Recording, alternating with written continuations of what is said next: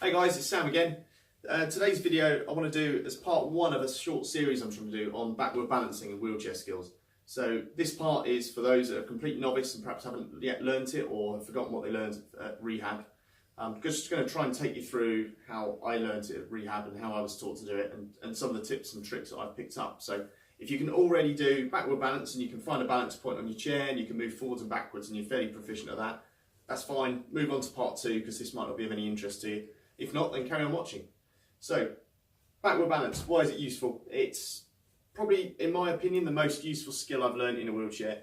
You can overcome most obstacles with backward balance, whether it's rough terrain, you're dropping out of steps, dropping off curbs, going up curbs, going down steep hills. There's a lot of things you can do with it. And without learning it, I think you really limit yourself in a wheelchair. Also, if you've got anti-tips, which I haven't, there's little things that stick out the bottom and stop you rocking back in your chair. You'd want to get them removed before you do this, or at least raise them up.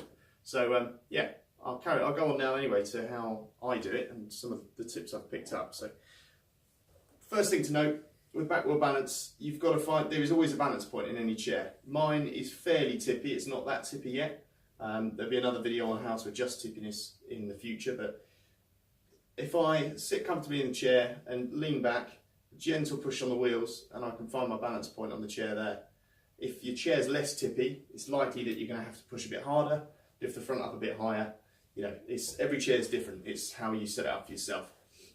But the way to do it anyway, to find a balance point, start with your hands a little bit higher up, around about vertical on the chair, on your push rims, and as you push forward, make sure that your hands remain forward. Don't start from too far back, because this is going to be your safety net. If you go too far backwards, you can pull yourself forwards quite easily and save going over backwards in your chair. If you're doing this for the first time, I do recommend having someone stood behind you and just literally sit there and just try and find the balance point. Try and hold it for as long as you can and try and get comfortable finding that point of balance in your chair. If you, like me as well, another little tip, if you have a bag on your back, which I often do, that's going to change the tippiness of your chair. It's going to make it more tippy if there's more weight behind you, so just bear that in mind.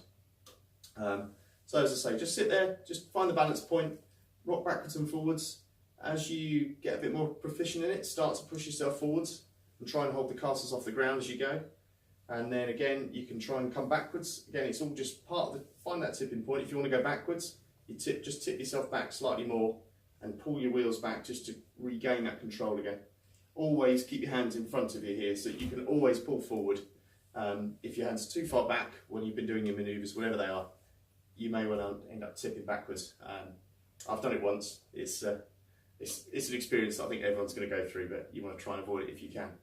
Once you get a bit more used to doing this, you can try and sort of turn around, try and keep your wheels up in the air, do some spins like that. It's just all these little things you can do just to get yourself more and more confident in doing the wheelchair skills and the backward balance. It really will help. The more of this you do, even if you're just sitting there chatting to mates, just get used to it. Just around the house, you can do it anytime you like. This doesn't have to be specifically aimed at going and finding somewhere to do it, just anywhere, on carpet, ground, different ground conditions, on hills, slopes. Just have a play around and get used to that. That's about it really on the backward balance front. The next part is going to be part two, so please log on and have a little look at that. That's going to be there, there's going to be a link in the description below. So hope that's helped, and all the best. Thanks very much. Thanks for watching.